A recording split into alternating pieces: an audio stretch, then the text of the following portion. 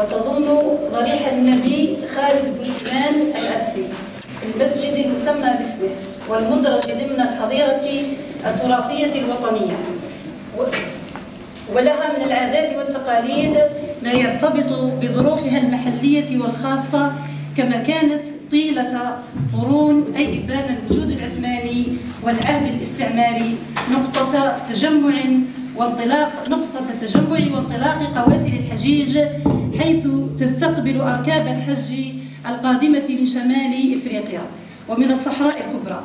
ولعل هذه الميزات مجتمعة وغيرها ساهمت في تغذية القريحة الشعرية والأدبية في ظهور مختلف الألوان الأدبية كالمغازي وأدب الرحلات والنوادر والأحاجي والألغاز.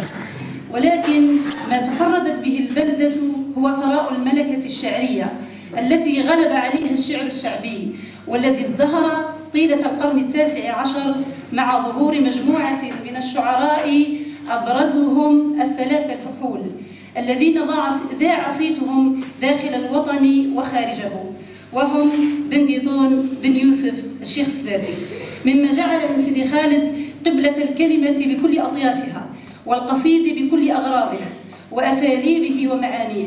ولسنا مبالغين إذا قلنا هنا ولد الشعر وهنا عرف ازدهاره، بل وعبر بالمنطقة إلى رصيد تاريخي وحضاري وأنثروبولوجي. وبالإضافة إلى هؤلاء الفحول لمع نجم العديد من الشعراء أمثال محمد عليات الشهير ببن عزوز الخالدي وبالقاسم زغادة وبالقاسم حرز الله وغيرهم الكثير إلى جانب رعيل من الشعراء الموهوبين الذين يحملون على عاتقهم مسؤولية المحافظة على سطوع نجم الشعر الشعبي بسيدي خالد ويملؤون فضاء الثقافة الجزائرية. وقد اجتمع في هذا المكان تنوع في المواهب شكل لوحة فسيفسائية من قصادة ومداحة وديوان ورحابة. لهذا ليس من العجيب أن تلد سيدي خالد صاحب الصوت القوي الصالح الفنان خليفي أحمد رحمه الله، الذي غنى للشعراء الشعبيين وبثه في فضاء الوطن، مما ساهم في التأريخ والتعريف بالشعر الشعبي والاهتمام به. وقد اعتمدت جمعية نون للفكر والقلم للفكر والثقافة في ملتقى النوني الأول على التأريخ للحركة الشعرية الشعبية في المنطقة بأقلام خبرت الأدب والتاريخ وعايشت البيئة الشاعرة وبحيادية الموضوعية والانتصار للمادة العلمية.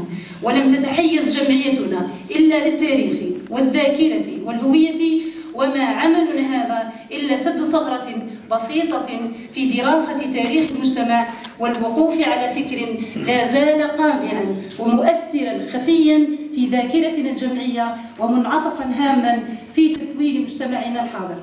وفي الأخير نتمنى من المولى أن يسدد خطانا في هذا الملتقى الذي نطمح من خلاله إلى تأسيس ملتقيات تاريخية وأدبية وفكرية لمنطقة سيدي خالد وللولاية المنتدبة.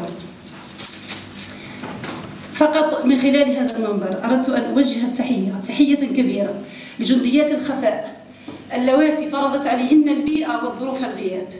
شكر كبير بما يسع القلب من فرح وألم للسيدات ورود، مريم، ولفريق الأستاذات والفتيات المتفانيات.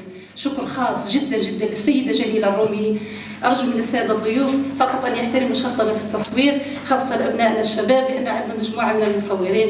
بارك الله فيكم والسلام عليكم ورحمة الله.